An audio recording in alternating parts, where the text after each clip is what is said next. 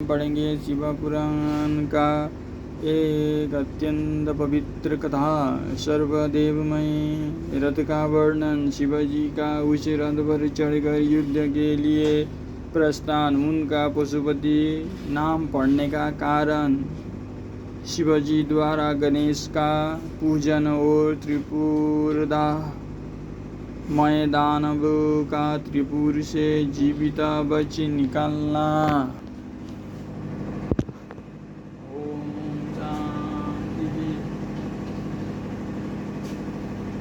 व्यास जी ने कहा, शैव प्रवर सनत कुमार जी, आपकी बुद्धि बड़ी उत्तम है, आप सर्वज्ञ है तथा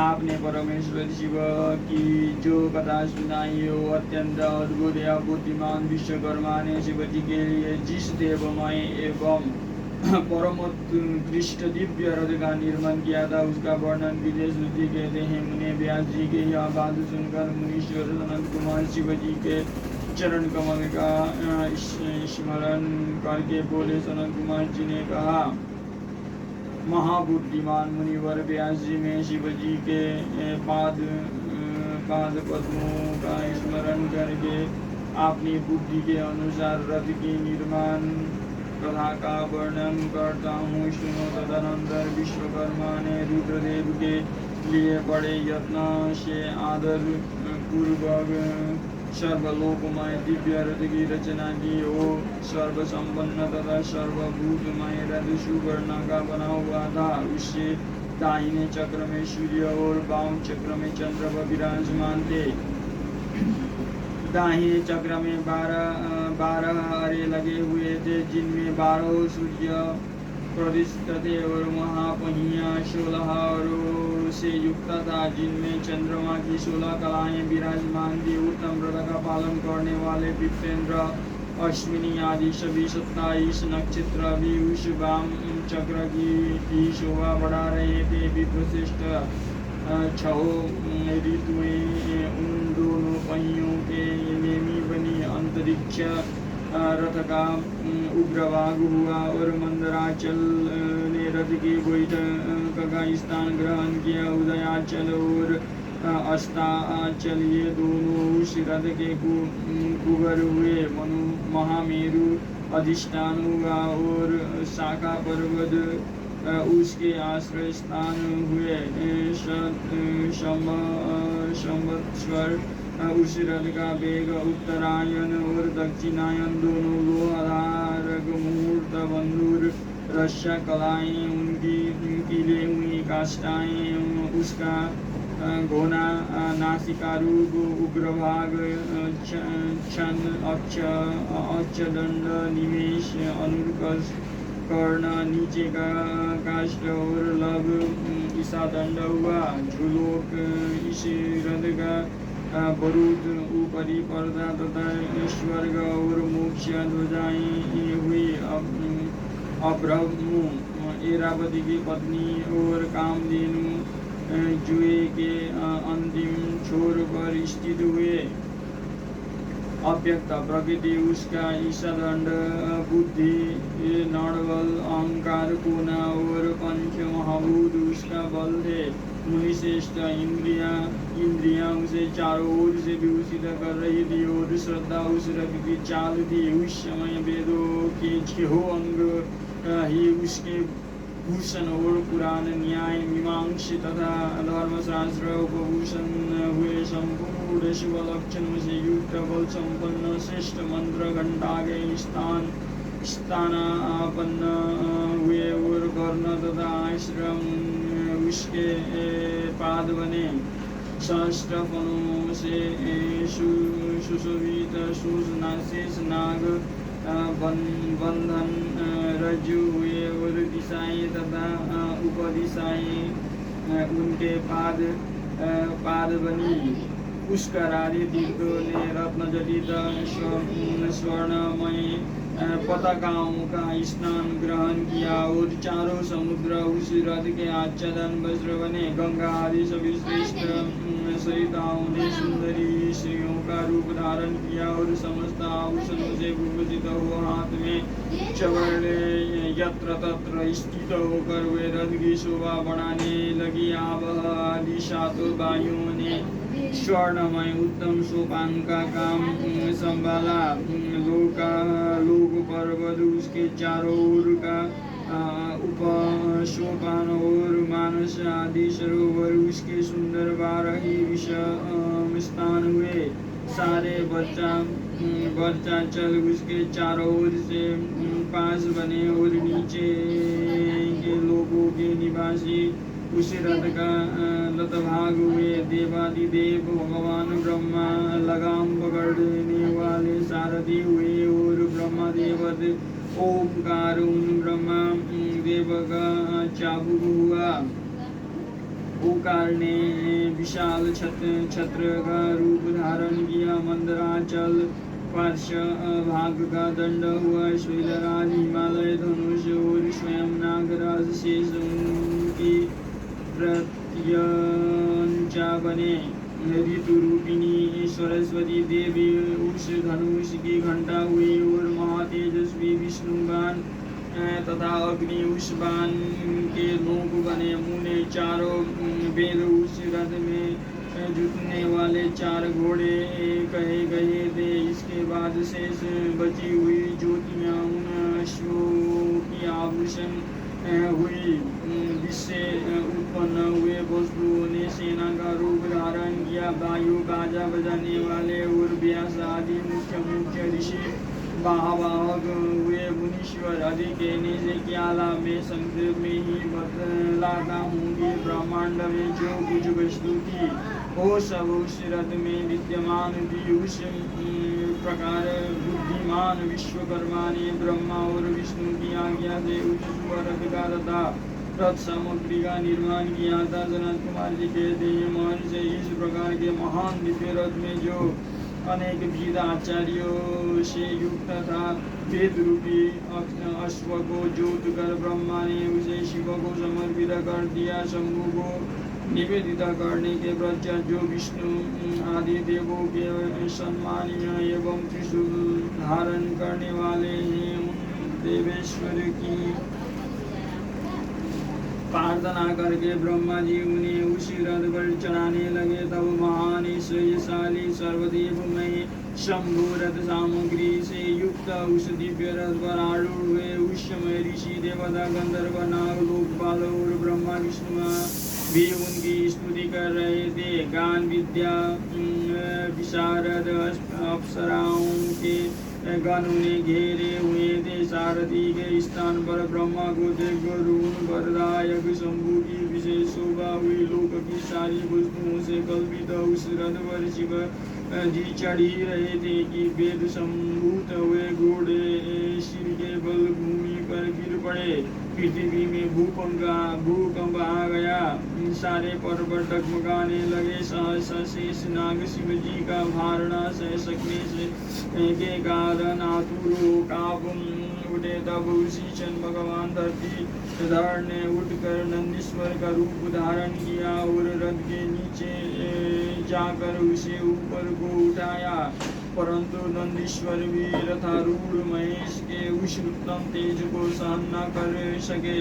अतः उन्होंने तत्काल ही पृथ्वी पर घुटने टेक दिए। तत्पश्चात भगवान ब्रह्मा ने शिव जी की आज्ञा से हाथ में चाबुक ले घोड़ा को उठाकर उस श्रेष्ठ रथ को खड़ा किया। तदनंतर महेश्वर द्वारा विस्तृत उस उत्तम रथ में बैठे हुए ब्रह्मा जी ने रथ में जुटे हुए मन और वायु के समान वेगशाली वेदमय अश्व को उन तपस्वी दानवों के आकाश स्थित तीनों पुरों को लक्ष्य करके आगे बढ़ाया। तत्पश्चात लोगों के कल्याण करता भगवान रुद्र देवों की ओर दृष्टिपात करके कहने लगे, सूरश्रेष्ठो, यदि तुम लोग देवों तथा अन्य प्राणियों के विषय में पृथक पृथक करो पशुस्त की कल्पना करके उन पशुओं का आधिपत्य मुझे प्रदान करोगे, तभी मैं उन असुरों का संहार करूंगा, क्योंकि वो दैत्य श्रेष्ठ तभी मारे जा सकते हैं, अन्यथा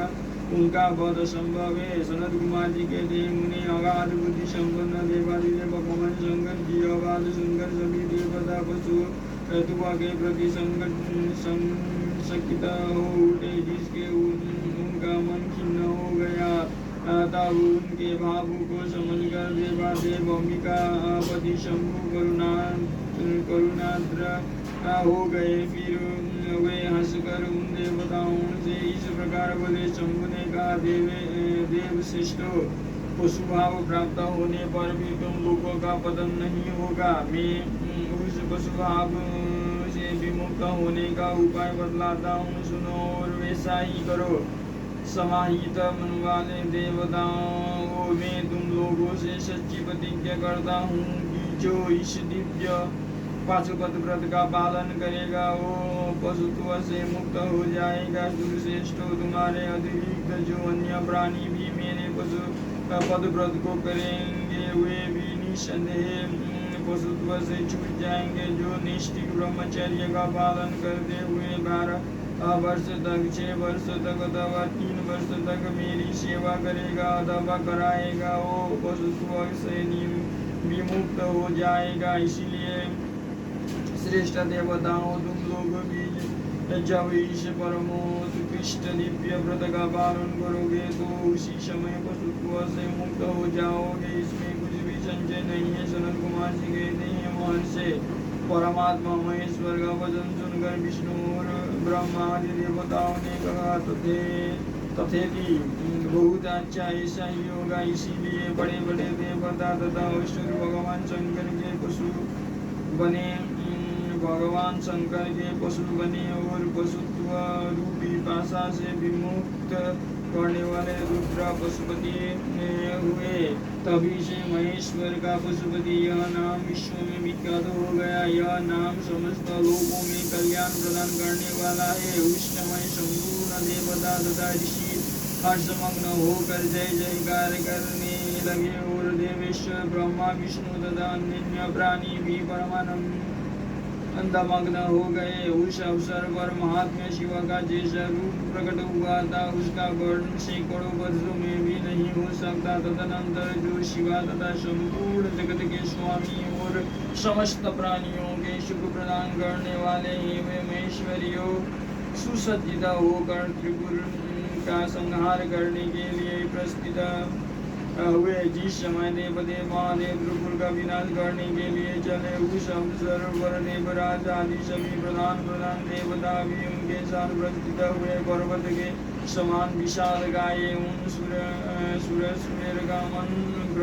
प्रसन्न था। वे सूर्य के समान प्रकाशित हो रहे थे। वे सभी हाथों में हल, शाल, सुमल, भूसुंडी और नाना प्रकार के पर्वत जैसे विशाल आयुधों के धारण करके हाथी, घोड़े, सिंह, रथ और बेलों पर सवार हो चल रहे थे। उस समय जिनके शरीर परम प्रकाशमान थे और मन महान उत्साह से संपन्न थे तथा जो नाना प्रकार के अस्त्र शस्त्र से सुसज्जित थे, वे इंद्र, ब्रह्मा और विष्णु आदि देव शंभु की जय जयकार बोलते हुए महेश्वर के आगे आगे चले। सभी दंडी एवं जटाधारी मुनि हर्ष मनाने लगे और आकाशचारी सिद्ध तथा चारण पुष्पों की वृष्टि करने लगे। विप्रेंद्र त्रिपुर की यात्रा करते समय जितने गणेश्वर शिवजी के साथ थे, उनकी गणना करके कौन पार पा सकता है। तथापि मैं कुछ का वर्णन करता हूँ। योगीन समस्त गणराजों में श्रेष्ठ भृंगी गणेश्वरों तथा देवगणों से घिर कर विमान पर आरूढ़ हो महेंद्र की भांति त्रिपुर का विनाश करने के लिए चले। उनके साथ साथ केश, विगतपास, महाकेश, महाच्वर, सोमबल्ले, स्वर्ण, सोमा, सनाग, सोमधृका, सूर्यवर्चा, सूर्यप्रेक्षन्न सूर्याश्च सूरीनाम सूर्यसुन्दर प्रस्कन्द पुन्दर चण्ड कम्पन अधिकम्पन इन्द्रजय यन्ता हिमकर्षदाक्ष पञ्चाक्ष सहस्राक्ष महोदर सतीजहु साताक्ष रंक कर्पूरपूदन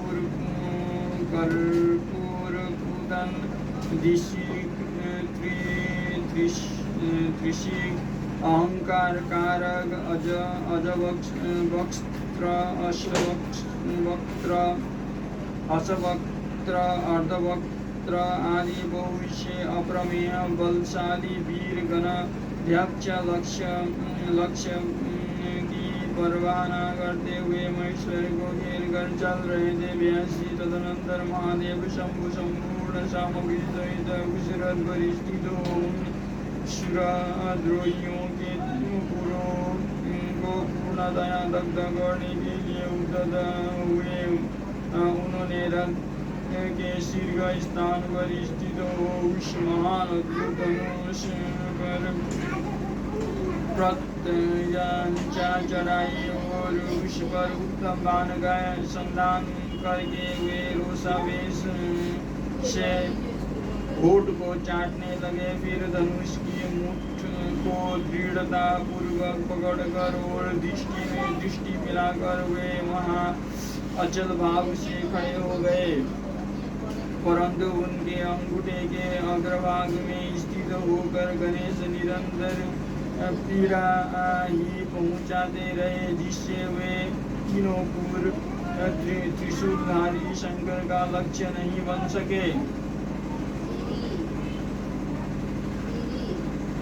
तब धनुष बाणधारी गुंजकेश विरूपाक्ष शंकर ने परम शोभन आकाशवाणी सुनी। उस ज्योतिनी सोमवाणी ने कहा, ऐश्वर्यशाली जगदीश्वर, जब तक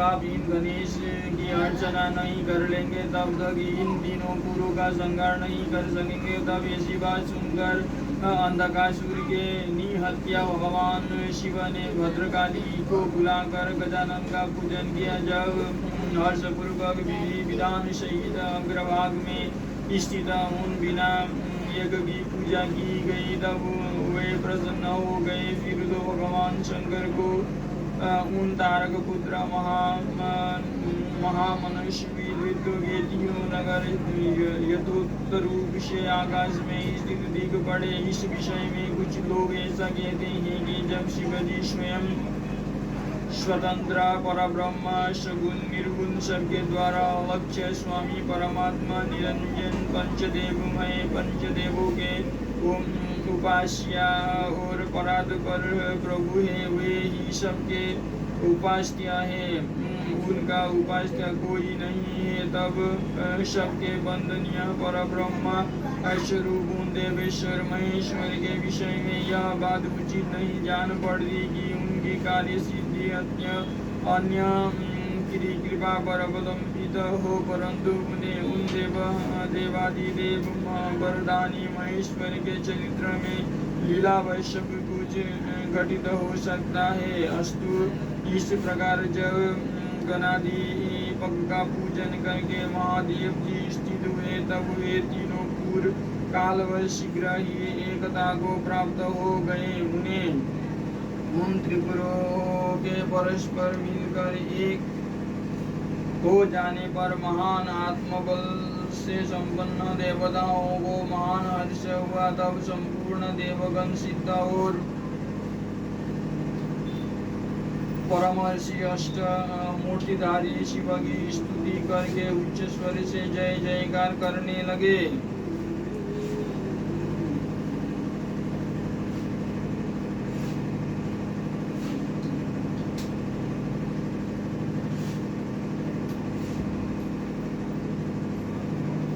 इस समय ब्रह्मा और जगदीश्वर विष्णु ने कहा, महेश्वर तारक के पुत्र, उन त्रिपुर निवासी दैत्यों के वध का समय भी आ गया है विभो, इसीलिए वे पूरा एकता को प्राप्त हो गए हैं। अतः देवेश, जब तक ये त्रिपुर पुनः विलग हो उसके पहले ही आप बाण छोड़कर उन्हें भस्म कर डालिए और देवताओं का कार्य सिद्ध कीजिए। मुने तदनंतर शिव जी ने धनुष की डोरी चढ़ाकर उस पर पूज्य पाशुपतास्त्र नाम का बाण का संधान किया और उसे वे त्रिपुर पर छोड़ने का विचार करने लगे। शंकर जी ने जिस समय अपने अद्भुत धनुष को खींचा था उस समय अभिजीत मुहूर्त चल रहा था।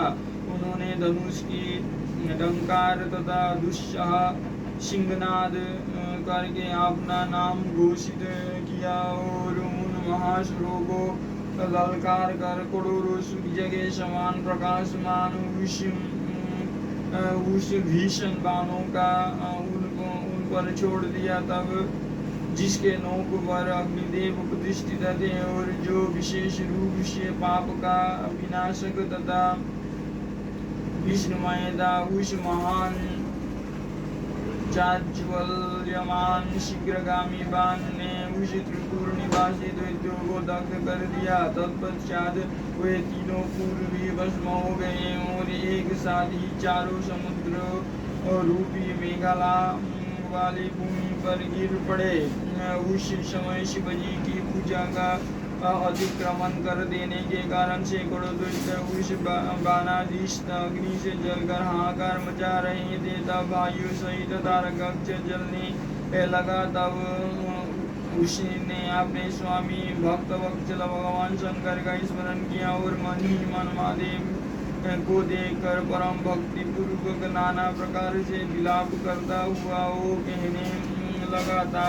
तारकाक्ष बोला, भव आप हम पर प्रसन्न है, यह हमें ज्ञात हो गया है। हम सत्य के प्रभाव से आप फिर कब भाइयों सहित हमको दग्न करेंगे। भगवान, जो देवता और असुरों के लिए अप्राप्य है वो आपके हाथ से मरण रूप दुर्लभ लाभ हमें प्राप्त हो गया। अब जिस योनि में हम जन्म धारण करें वो हमारी बुद्धि आपकी भक्ति से भावित रहे।